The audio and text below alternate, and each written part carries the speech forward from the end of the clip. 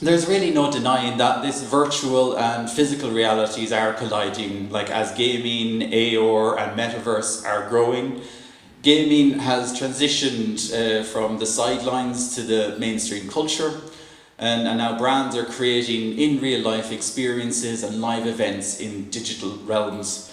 So the metaverse, which was obviously a massive talking point of 2023, is really not lived up to the hype that everyone was talking about.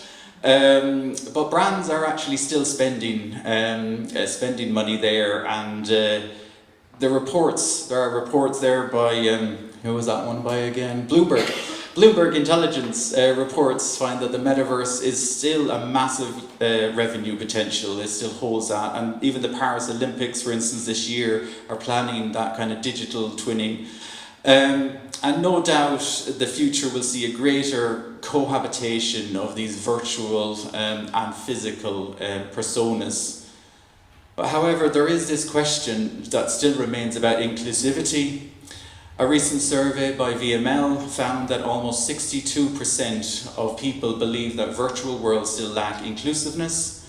As winning work shows, emerging technologies are leveling the playing field for disabled people to play a greater role in society, but there's still a long way to go to achieve that parity. 1 billion people, apparently 15% of the world's population, experience some form of disability according to the World Bank. So also the creative industries must consider how we meet those ongoing needs. So just to look at a few little takeaways around this as well. It's clear that obviously emerging technology was upending and still is upending the creative process and really enhancing the creative idea. So brands and creators must really consider how they're using tech to reach new creative heights and enhance their ideas that shine with their communities. Obviously, a lot more of these examples were emotive or out of necessity to do with environmental or war.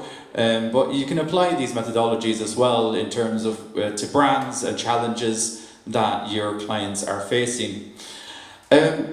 Brands are investing in virtual worlds, but there is still a lack of creativity and innovation in how virtual spaces are brought to life for consumers particularly. Brands and creatives cannot just dabble tokenistically. It does require commitment, investment and brave creative ideas, but they do cut through if you actually can achieve that. Physical and digital experiences now coexist. That's just the state of play at the moment. They are a breeding ground for innovation, and brands should really think disruptively about how to use and what to do with the virtual events and how they can enhance the customer offer. NFTs, remember those ones? But yes, that was a little bit more of a fad. It was a talking point of 2022. We're definitely past that. In 2023, the world was very metaverse-led.